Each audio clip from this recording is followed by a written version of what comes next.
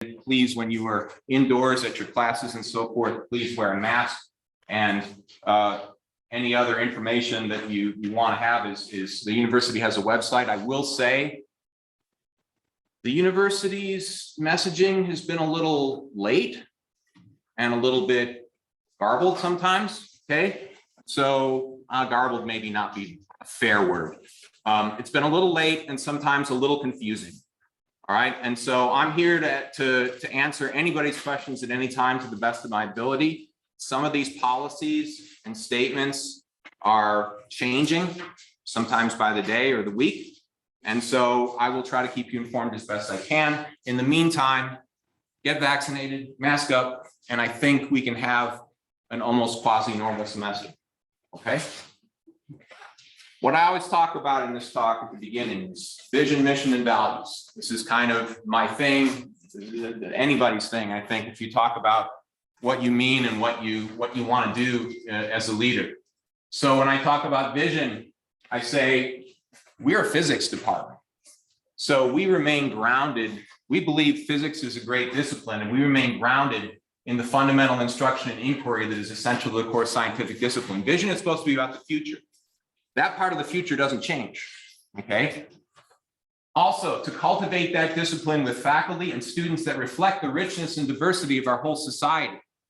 All right, I added that in last year, and I still have it highlighted because I'm going to come back to it because there's some things that I want to try to accomplish this year that have to do with that. To connect with our entire community of stakeholders in order to help us best provide skills, knowledge, and critical thinking ability that will enable our students to be productive members of society. Okay, so everything we do, research, teaching, and service is related to this.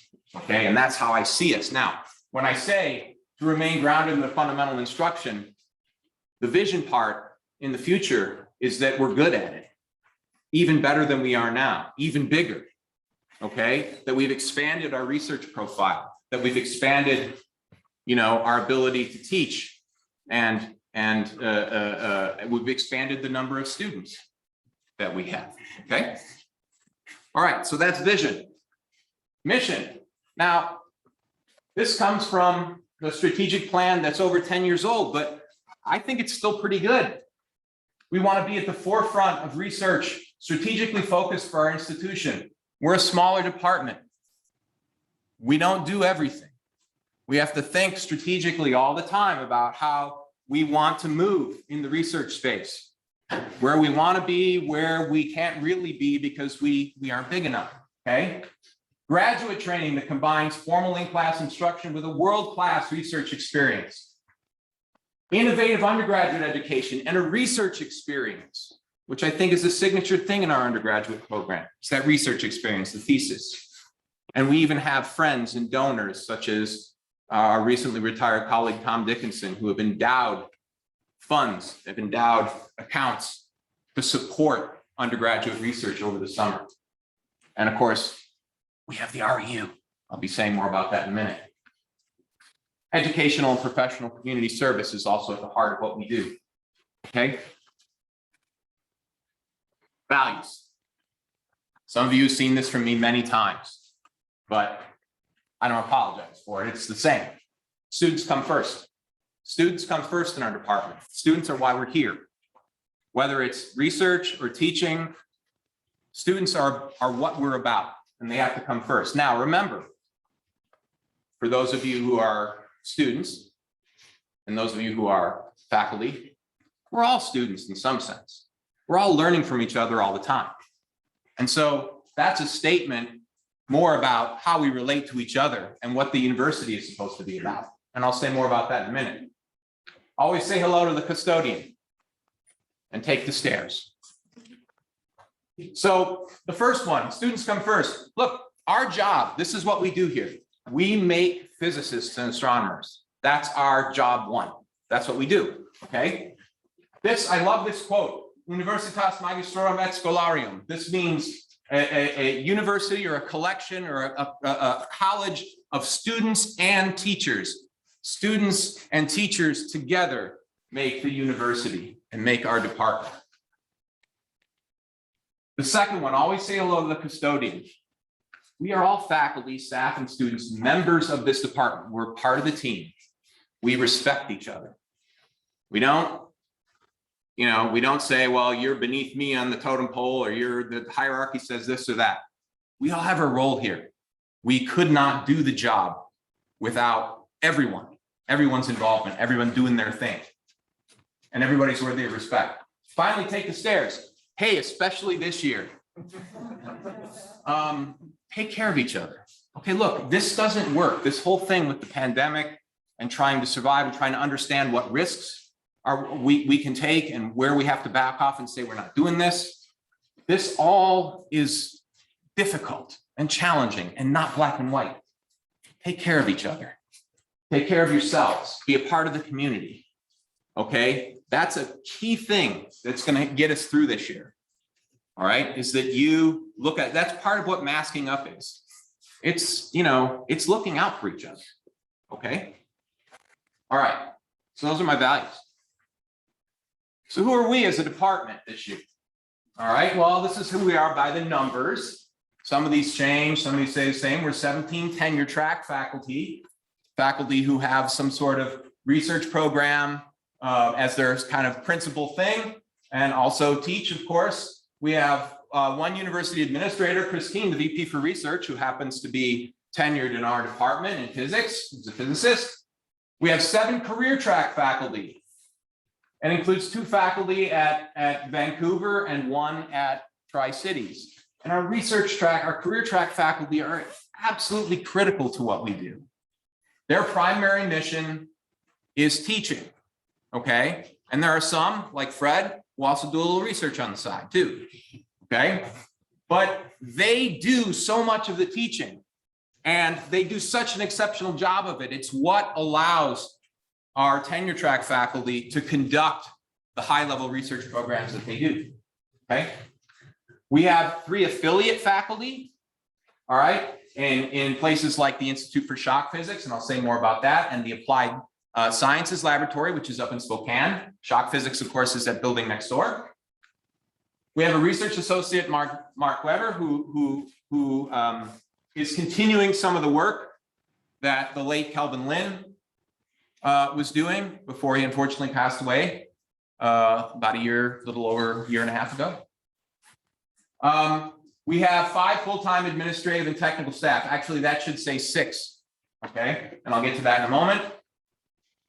2 postdocs, 67 graduate students, including 4 master's degree candidates, and 8 students who are actually in the materials science and engineering program. 41 graduate majors. It's up from 40. All right, it's a small increase, but I'll take it. We also have a current total of 101 students who are being advised, majors or being advised in physics and astronomy. It's important to me. It's one of the goals when I came here was I don't want to make this a huge undergraduate program. I don't want 200 majors, but I think 75 would be really great. Okay. And so hopefully we can continue this upward trend. I want to recognize some of our faculty for their years of service. And this just came across my desk today, so I popped it in. I'll talk a little bit more about Sukant Bose, but he's been here for 20 years. Fred Gittes, who I already mentioned, has been here now 20 years. Sue Dexheimer, 25 years. And I just want to point out, I'm going to sprinkle in some awards and recognitions along the way. She was elected vice chair of the APS Division of Laser Sciences, okay? And then Guy Worthy right here is also celebrating 20 years as a member of the faculty. And yes, there he goes. It's exciting. All right. So congratulations to all of you. I get these nice certificates, and it would be what I would usually do, of course, is come up and hand them out. But, with the rules and everything, I'll get them to you. Okay. So, and the other thing is I kind of apologize for my slides being a little squished. That's been a long-standing problem here, but I always like to point out that WSU is a statewide university. We're one university with many campuses, and physics and astronomy also has faculty and representation and people that do work across the state. Now, I like to include some of the folks who are right here in Pullman, who are affiliate faculty, as I mentioned, or research associate in Mark Weber's case, Jim Horeliak, who's in the Institute for Shock Physics, and Vikas Prakash, who came to us last year, or was it 2 years ago? That whole year just kind of sometimes. And he's now the associate director for the Institute for Shock Physics. Okay, Dr. Gupta, Yogi Gupta, who is the director, is of course also a member of our faculty here, our tenured faculty here in Pullman. In Tri-Cities, we have Cheatham Kapan, who does primarily teaching, but also has a research connection at that laboratory and is a potential advisor, or the connection she has. Herman Cho is also a potential advisor for our graduate students if they're interested. Aragon Eilers is another affiliate faculty member who works on applied physics up in Spokane. Also a very interesting group and the possibility for research for our students. Out in Vancouver, we have George Newman and Jose Vasquez Bello, who are primarily teaching and handle our introductory courses out there. I also want to just put up LIGO here because I'm pursuing a relationship with LIGO that, if we can work out the details, would be another avenue for potential research projects for our students. And what you should understand about LIGO is that it's not just about the interferometer. They do a whole mess of optics, atomic physics, magnetometry. All that is related to and in service of the interferometer, but it really comprises its own separate projects and its own separate, potential theses, shall we say? Okay. All right. So looking a little bit at last year, I think you can understand some of these trends. This was good. We had 15 Bachelors of Science graduates last year. We only had 4 PhDs graduate, and I think some of that has to do certainly with the pandemic slowing some things down. There aren't any weird glitches in our overall progress of students through the program, so I think this is just kind of a little statistical blip.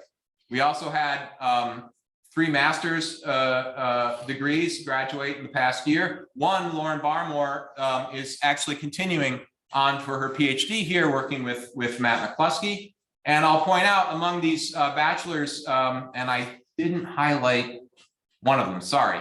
Yeah, Elliot. So Elliot should also be in red up here. Elliot Steisberg, Sterling Smith, and Chelsea Weaver all chose to join us in the first year of the as a first-year graduate students this year. And so we're kind of happy about that too. Okay, so that's kind of, oh, I should mention that I don't have all the data on our PhD graduates. I try to keep track, and there's ways we can, start to do that more and more. As far as I know, all these folks are looking, for the next job for postdoc. I know that Jeeves landed a staff scientist job in Boulder, and that's where he is now. So, and I'll say a little bit more as we go on when I can about some of the successes that we've had with our students getting out and finding good work and good jobs. Okay. I should say, if anybody has any questions or wants to clarification or anything, you just feel free to interrupt them. So this is what I was talking about, trends in our undergraduate program. For the last, 6 years here shown. The trend is generally upward. We've gone from 6 graduates in 2016 all the way up here. It's fluctuating a little bit, but we're up around 15, and I think that's good. We'd like to be maybe a little bit more, but I like the trend, and so that's good news. We've got enrollment in Physics 188, which is our freshman seminar course of 30 this fall. Also good. These are probably not all of them will end up being majors, but they're all potential majors and probably the crowd from which we will draw the next class as it moves through. Okay. This is a list of our first year graduate students. Okay. And I like to stop and say something about our graduate program and about graduate students. And something I feel sincerely is that, you choosing, those of you who are entering this year, you choosing graduate school is I mean, I think it's more, it's like a calling. All right. We know you could probably go out into the private sector and make more money. You could do a lot of interesting things, but you chose to come to graduate school. You chose to do something that's a little open-ended. You chose to do something that, you know, requires you to create something new, some new piece of knowledge, some new corner of physics. And I think that's something that we should really honor. And so I just want to say, and I just want to say that I'm grateful to you for choosing WSU, for choosing our department. And of course, I wish you the best going forward. This is where they come from. You can see they come from across the US. They come from around the world. Okay. And I'm going to give you an opportunity. I just collected these somehow off the net and from the students. Could I ask the graduate students who are here to stand, please? The first year graduate students, our new students. Could we give these folks a hand, please?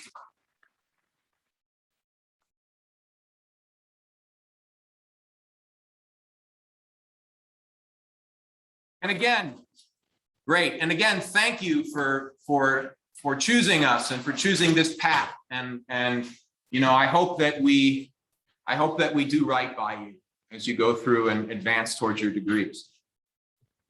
There was something that I wanted to say. I just realized that I forgot that I wanted to say at the beginning. And that is that I show a lot of pictures in these talks.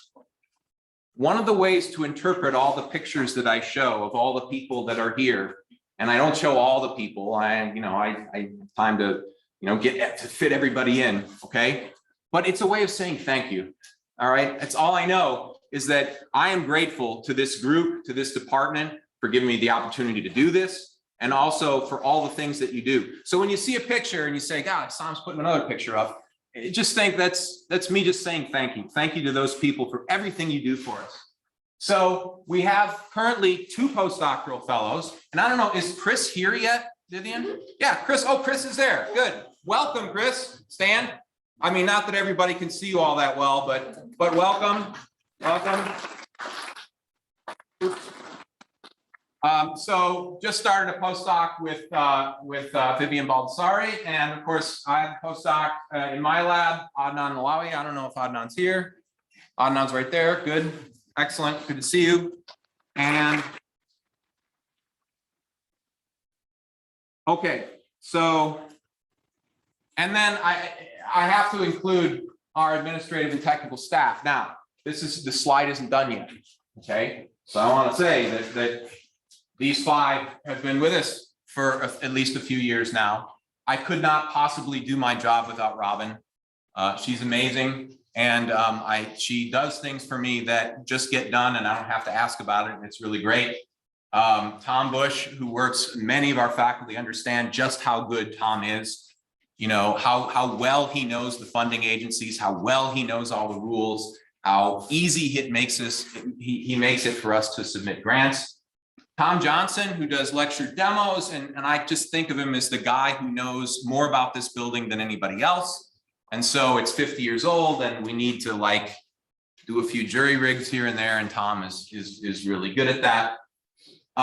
Laura Kruger, who does purchasing and travel in the office, and Jacob Turner, who's the director of our undergraduate laboratories, and our graduate students know Jacob very well because he's the one who's directing the undergraduate labs where most of your TAs take place and are involved. Now, we have a new staff person this year that I want to introduce. That's Andrea Dodge. I don't know if Andrea's here. She might have gone back up to the office, but we have somebody now who's the face of who you see when you first walk in if you're a student, and she's awesome, and who's also focused on academic programs. So she's kind of an assistant to Robin in some sense, but also her focus is going to be on academic programs. And so she's going to be your go-to person as a graduate student or an undergraduate major to understand what you have to do, what your next milestone is, what paperwork you have to fill out, and all of that. Okay, and she came to us from Core Tech in the Cub, and she was a retail manager of their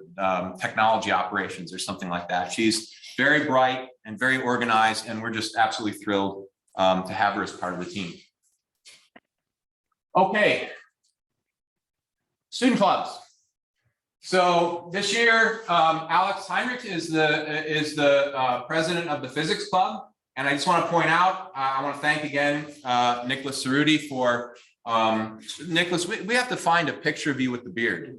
I can't find one on the internet, okay? But anyway, again, the physics club was named an outstanding SPS chapter in 2019, 2020. And they've done that for at least a few years that I've seen. And so it really is a great club. It's very active, it's very involved.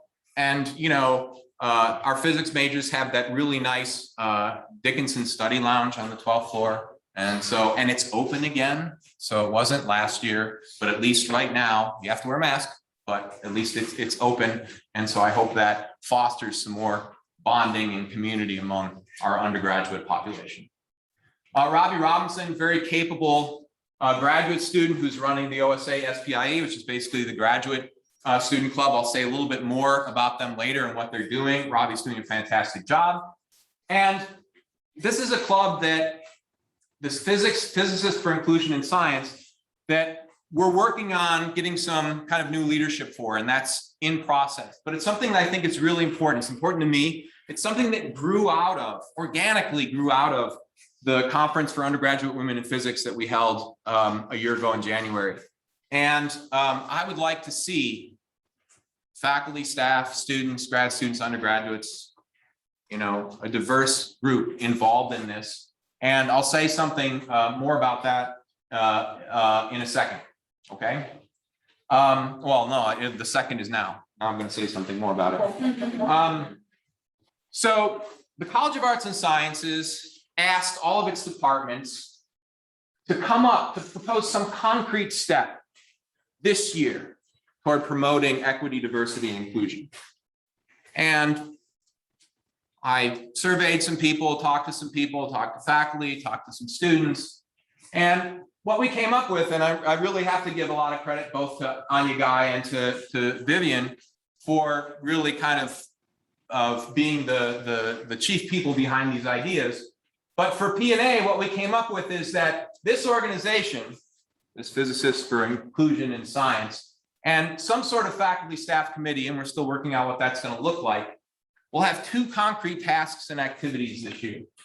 One is to establish a climate diversity section on our department webpage and any other, you know, social media that's appropriate. Draft a statement affirming the department's commitment to equity and inclusion, something I think we lack right now that is really important for us to have. And the second was that now we need a little funding from CAS. They told us that they were going to provide some, but we'd like to visit some high school physics classes across Washington State and facilitate the APS's step-up activities. So the nice thing is APS has put together all of these activities and things that you can present that highlight careers and focus on women and other underrepresented groups in physics and careers in physics. So I want to make this known to everybody now.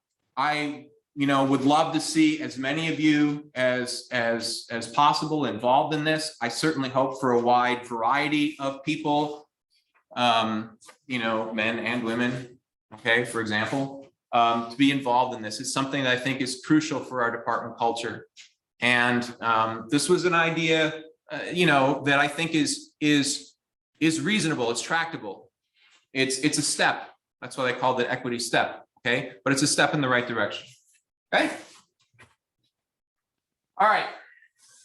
So research and related highlights. I like to talk a little bit. I invite our faculty to submit a few slides, and there's some other things I'll talk about that just sort of highlight some of the things that are going on in the department now or have gone on. So we're approved this year in terms of hiring new faculty. We're approved this year to continue a search in AMO theory that we have had going for the last 2 or 3 years in the field of basically quantum science, information technology, kind of broadly interpreted. And, it wouldn't be a state of the department if I didn't give you some of the bad news with the good news. And the bad news is that while we made an offer to Russell Bissett and fully expected him to come here, circumstances change and he finds himself in Europe now with his family. at the University of Innsbruck, and he's going to stay there. Lost for us, but we're going to move on, and we're going to continue with this search, and we're going to continue with a focus on building AMO theory and building, you know, something that some kind of quantum initiative in the department. Okay, so that's what's going on there. Here's some more good news. And the other thing I did want to start out by saying, you know, I know this is a little bit can be a little bit difficult and depressing with the pandemic, but I do think we have a lot of good news here, and this is one. All right, we had over $2 million in new grants awarded last year. Okay, and so that's up from 1.65 million last year. Here's a list. Now, I just want to be clear, what you're seeing are the new grants.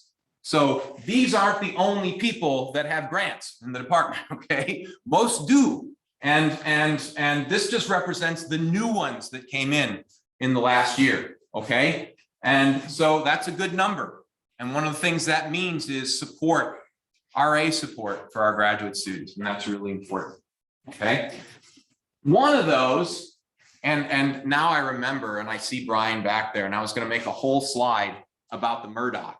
So I'll just say it, that Brian Collins and Leanne Moreau in chemistry, and maybe some others, I don't know, they sort of spearheaded a proposal to the Murdoch Foundation. That's not included in this list, okay? To get a small angle X-ray scattering instrument. And this is going to be a major instrument. It's a $900,000 instrument. It was $450,000 came from Murdoch, and then some matching funds. And this is going to be something that affects, you know, that has a role for us here in physics and astronomy, for chemistry, maybe even for outside users. So this is a major facility in a place where it's really needed. And I just wanted to acknowledge, you know, Brian's role in getting that for us. Also, I should mention that a big chunk of the matching funds for that from our department came from donors. In particular, one donor, Dean Millsap, who's a great friend of the department, and just highlights how I feel that we do have these people out there who are friends of the department who support us in this way. And it's another thing that I think makes it special, and another thing that makes it possible for us to keep moving forward. Okay. We got an REU. So I said I was going to talk about this, and this is really awesome for a number of reasons, okay? Not just that we can invite students from all across the country, which we did even this last summer. This is the first cohort of 6 students. This was a 3-year, $350,000 grant that was really led by Brian Collins and by Gary Collins, and Anya did an amazing job this summer helping with a lot of the logistics and getting things organized and putting things together. And the students, I think, had a great time. So they all had great research experiences. We had it's kind of one of these rapid where they all gave talks on the research that they did. And so that's what's going on here. And then they also got a chance to get out and experience the Palouse and sort of the landscape around us. They went on this nice rafting trip. They went to LIGO. This is fantastic. This is not only fantastic because it's the right thing to do, it's fantastic because this is a fantastic advertisement for our graduate program to students that are really exceptional and that we hope we can attract to our graduate program in the future. Okay, so this is great, and this goes on for at least another couple of years, and hopefully we'll be able to continue it beyond that. I think it's something that it creates such a great cohort over the summer of these students, plus our own undergraduates who are engaged in research. They all get an opportunity to do things together. And so I think it's just, you know, it's enriching that way and broadening for people. And so, yeah, this is really good news. All right, so I'm going to talk a little bit now. So what I do, of course, is I send out a little email. I say, send me some slides about your research. And so I'll talk a little bit. I don't include everybody. I included everybody who sent me something. Okay. But I just always want to emphasize again that when I talk about specific people and specific research programs, I'm not trying to single them out as you know, the best or the worst. It's just, these are examples. These are examples of some of the things going on that I think are really cool and fun. And so, you know, Professor Kuzik is one of those, rare beasts, I think, anymore, who has involvement in both experiment and theory. And but he also has real interests in pedagogy.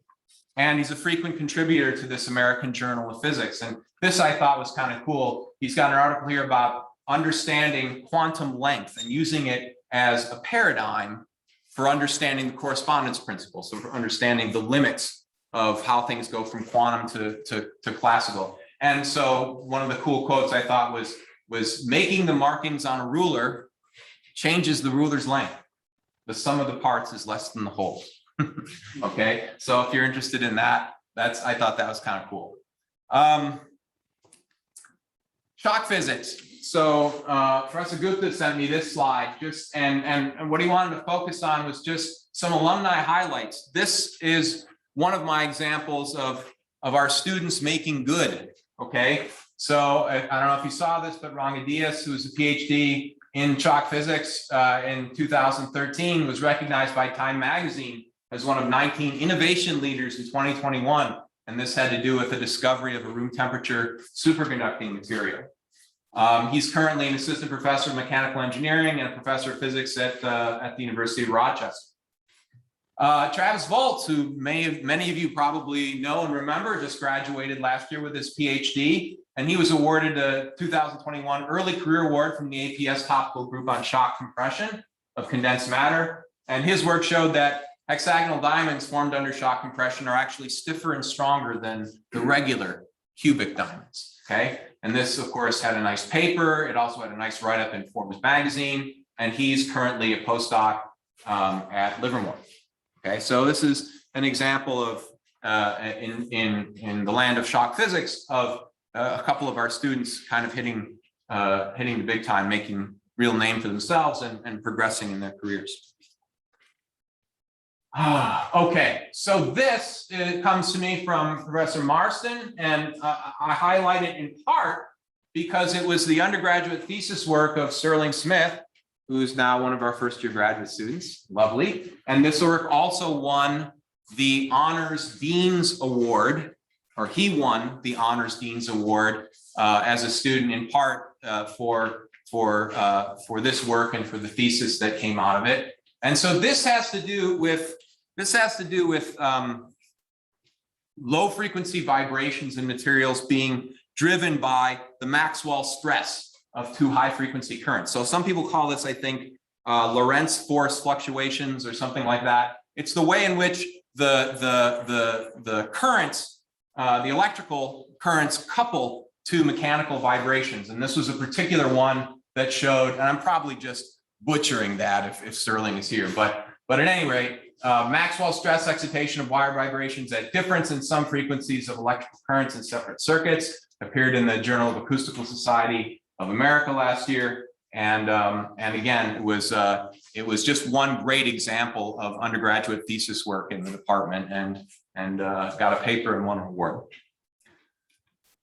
And then finally, I have a slide from Professor Gu from Yi-Gu, who's working on these imaging these excitons in these materials called van der Waals heterobilayers. With very, very high resolution. So it's tip-enhanced photoluminescence imaging with nanometer resolution. And the idea is that you can actually image and see these different kinds of exciton states, exciton excitations, and with very good resolution. And the upshot is that there are opportunities here to probe many-body interactions at room temperature in these materials, as well as to study possible quantum emissions.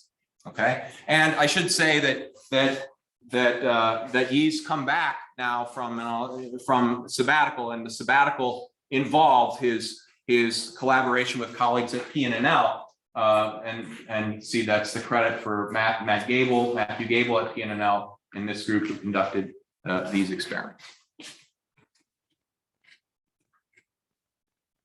So, all right, I think I'm doing pretty good on time. Graduate program news. So I'll just remind everybody, Brian Collins is the graduate advisor. Matt Dewey is the chair of our graduate studies committee. And so the things I'm proud of that I think we've done that are good we've increased the number of elective courses for our graduate students. So in the recent past, they've had the opportunity to take general relativity, field theory, a course in semiconductors from the world's expert in defects in semiconductors, that's Matt McCluskey, nonlinear optics from Kujic, and computational techniques, which is being offered this semester by Michael Forbes. We have plans in the coming semester by request, thanks to the feedback we got in part from our graduate student town halls, that we'll be teaching Quantum 3 in the spring. So I'm proud of that. I'm proud that we've been able to respond to the students and to their requests and needs for additional elective classes. It's going to be challenging as we go forward because we all know enrollment's decreasing, and so I'm going to get pressure from the dean. You know, you got to have your classes have a certain number of people, and I'm going to have to figure out how to push them off. You know, and say it's physics, it's hard. There's always going to be just a small number of people in the classes. Okay, just leave that to me. Okay. The other thing that I said I would mention this too is OSA SPIE has been very active, and again, I just want to express my gratitude. They were a tremendous help in recruiting, especially during the pandemic, participating in the sort of online things that we had to try and recruit for our graduate program. They did a tremendous job with our REU students this summer in helping to organize things and participate and so on and so forth.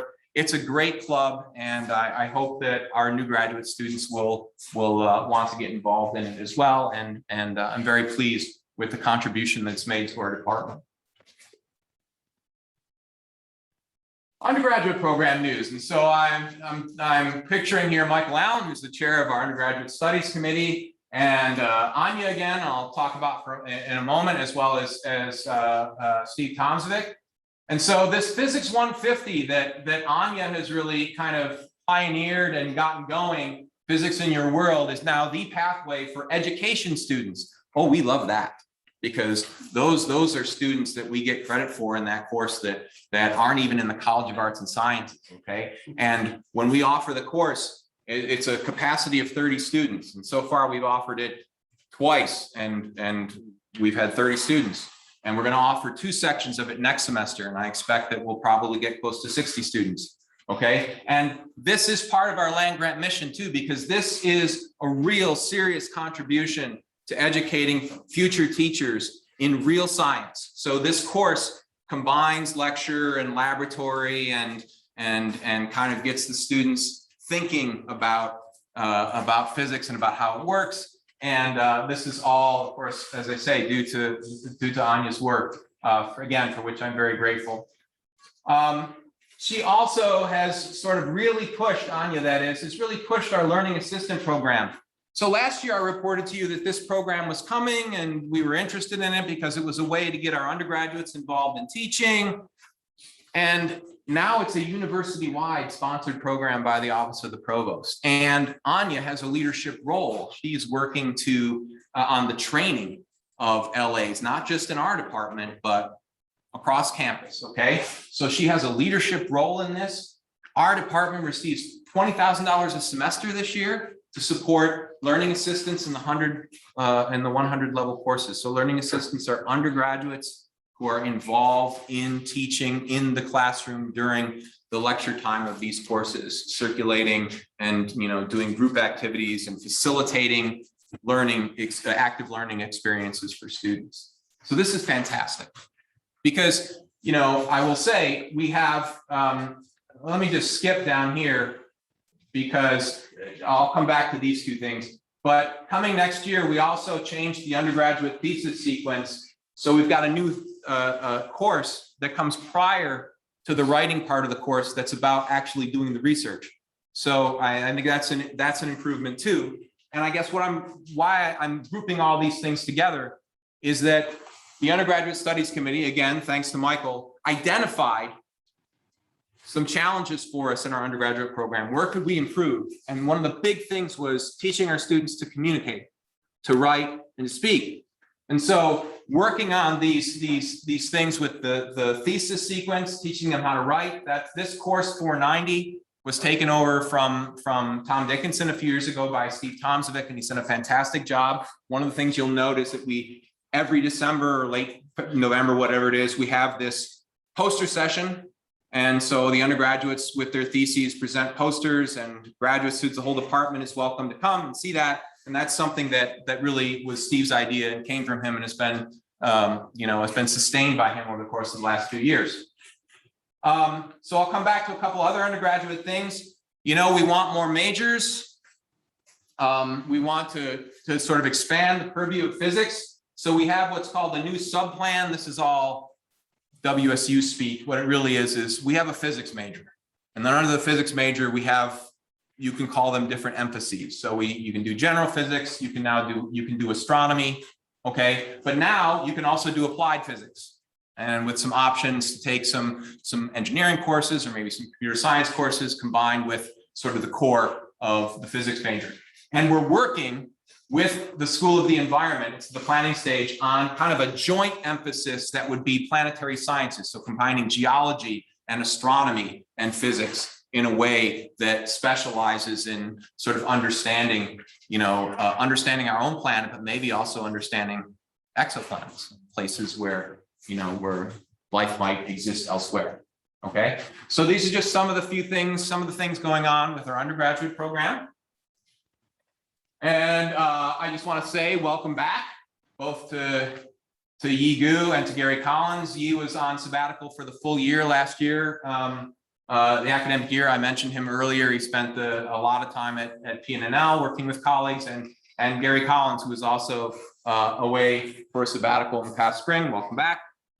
I want to make special mention of Sukant Bose, because he hasn't been here for the last 2 years, many of you may know. And that's because he's taken some critical leadership roles in LIGO India. And so he spent the last few years largely, a lot of it in Pune, India, trying to get the observatory at LIGO in India going.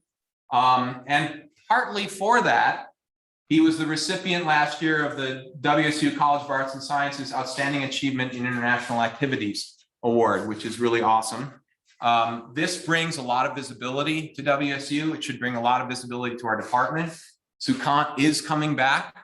So this year he will be on sort of a partial appointment. And then by the next academic year, I expect him to be back full time with us. And so this is somebody who, this is a sacrifice, not just for the science, but from the standpoint of family and where you live and, how you are. And so this is something I think that I certainly have a great deal of respect and thank him for all of his efforts in the science that he's doing, and hope to welcome him back in person very soon. I just want to mention, mostly because I tend to not be so good at this stuff, but I'm going to keep trying and get better. We have a number of presences on social media, and the pandemic gave us these opportunities now to meet and collaborate. Of course, everybody's familiar with Zoom. Everybody knows we have a website, but we also have a presence on Microsoft Teams. And there are groups that form there. There's one that's just for the graduate students, for example, on Teams. We also have groups that discuss physics and astronomy teaching and learning. There's a group there that's just dedicated to our REU. Okay, so you can find information or start your own or whatever the case may be. I encourage you to do that and to use that platform as an opportunity to connect further. Of course, we're on Facebook. There's a couple different pages, Friends of WSU Physics and Astronomy at Washington State University. One thing that came up just recently is this LinkedIn page that we have now, Washington State University Department of Physics and Astronomy. This is really exciting because this allows us to connect and stay connected with our alumni. All right, so people leave and they get jobs, and then we're connected with them and we know what they're doing. And we can brag about them, and they can network with other people who may be about to graduate and say, hey, this is a really, you get the idea. Okay, and so we're really excited about this, and I invite you to check it out and get involved. And I hope that all of our students will. So again, that as we can keep this connectedness going, and we can follow you even after you leave and find out what great things you're doing. And then finally, Michael Forbes, who I pictured here, has worked to develop this WSU Physics Discourse page, and this is the address for that. There's an account required. I'd ask you to email Michael. I think this has some unique advantages as well, and has been a place where we've discussed various issues. Some, there's some just among the faculty, but there are places and opportunities for the whole department to have discussions about various issues. And so that's there, and I invite you to talk to Michael about that as well. And really, that's kind of it. So I just want to leave you with a few thoughts that I have, that I talk about every year, which is that I'm a values-driven leader. The way I make decisions, I look, what are my values? All right, and I want to honor those values when I make the decision. All right, and there's a corollary to that. I expect you to hold me accountable for that. I expect you to come to me and say, wait a minute, you said, our values are this. How come it went this way? Okay, so I expect to hold you accountable, and especially for you to hold me accountable for acting from our values as a department. I think the job of any leader is to serve the community they lead. I take the service very seriously. It's the only way I know how to lead. It's the only way I know how to call myself a leader, is to say that I'm serving the people that I'm leading. I always welcome feedback. You can't offend me. Really, you can't. Email, of course. Any of you can make appointments through Robin to come see me if you want to talk about some issue at length. I have a students only chairs office hour this semester. It's going to be Mondays from 4 to 5 p.m. So this is only for undergrads or graduate students. My door will be open, and first come, first serve, with masks, of course. You can come and talk to me about anything you want. Give me any sort of feedback you want. Okay. And then, of course, we also have these graduate student town halls. This semester is still TBD, but we will make sure and advertise it very heavily. We try to do one of those per semester to give our graduate students the opportunity to give us feedback on how things are going. Okay. So thanks. That's kind of it. And if you want, I'd be happy to answer any questions you might have. I'm sorry that we didn't have snacks before. I mean, this is just one of those things where, we got to make decisions that sort of balance the safety of everybody with the things that we have to do as a department. So we're going to have courses, and we're going to wear masks, but we're not going to have events where we serve food, at least for the time being. So stay tuned for that. It's a rapidly evolving situation. I can only hope that it gets better for us going forward. Thanks so much for your attention, and I'd be happy to take any questions you might have.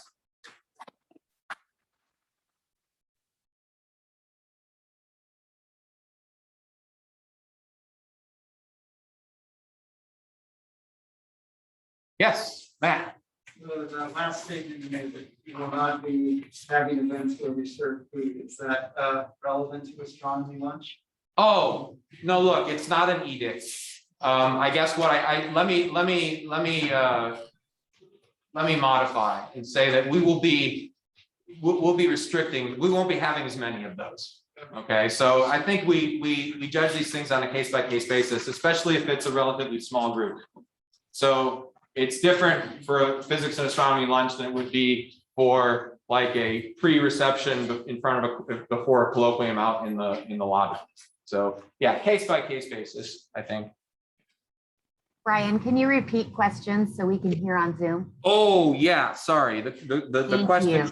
Yeah, absolutely. The question was just Matt Dewey asked if what I had said about not having food and drink at events applied to the astronomy lunch. And I just said, I sort of said, well, it depends on size and where you are, and it's going to be a case-by-case basis thing. What I really meant to say was just that, we're at least going to back off on those to some degree and look at them a little more carefully. We're not going to have teas, for instance, at least at the start of the semester. And we're not going to have the food and drink outside in the lobby before closing. Other questions? Yes, Is there someone we can approach about the PHIS organization? The inclusion system? yes, I didn't mention, but Professor Baldessari has agreed to be the faculty person, whatever they call that, the advisor, I guess, faculty advisor for that club. And so, and I should have mentioned that in the talk, and I'm sorry. Yes, by all means, if you have that interest, please talk to Vivian. Okay. Thank you for that question.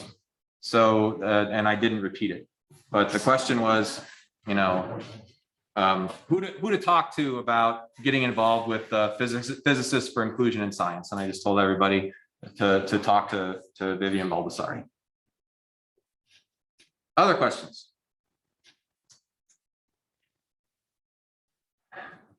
Anything? Okay. Thank you all. Oh, please. Yes? Where do I apply for a learning assistant position? And the answer is, please email Dr. Guy from anya.guy@wcu.edu, and I will send you the link if you are interested in $1,000 stipend and working in the Physics 101 classes with either Dr. Collins or myself. So you have to be an undergraduate student, but undergraduate physics majors are excellent learning assistants. So please reach out to me. I have 4 positions in my class still open and 3 in Dr. Collins' class still open. That's all. Get those filled. So was that heard on Zoom? Probably not. I think we got it. Did you? Okay, it was just Anya Guy, you know, told us that anybody who's interested, undergraduates who are interested in doing a learning assistantship, you know, it's $1,000 and you get an opportunity to become, you know, teachers in the classroom, and they should email her, anya.guy@wsu.edu, to get involved with that. Jose Vasquez is asking, how can Vancouver help to promote physics in Pullman? Wow. How can Vancouver help to promote physics in Pullman? So, I mean, I think that you already do that with the outstanding job that you do in teaching our courses, teaching our introductory courses. And I guess what I can say is that, you know, I had an email from Cheatham Kapan just the other day asking about a student who wanted to become a physics major, having taken courses in Tri-Cities. And I unfortunately had to tell her that we really didn't have a way, the student couldn't come to Pullman to do that. And I had to tell her that unfortunately, we really don't have a way to do that remotely. But maybe we can think about how that might look. But really, I think, you know, talking with your students as you interact with your students about, you know, especially the students you identify as really interested about potentially being a physics major, about maybe coming to Pullman to pursue that further, that would be awesome.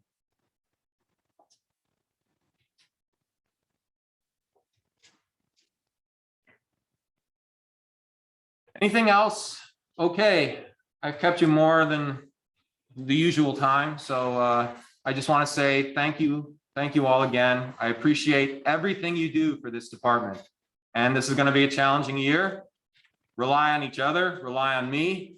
And I think we can do good. There are good things happening here, and let's keep it going. Thank you again.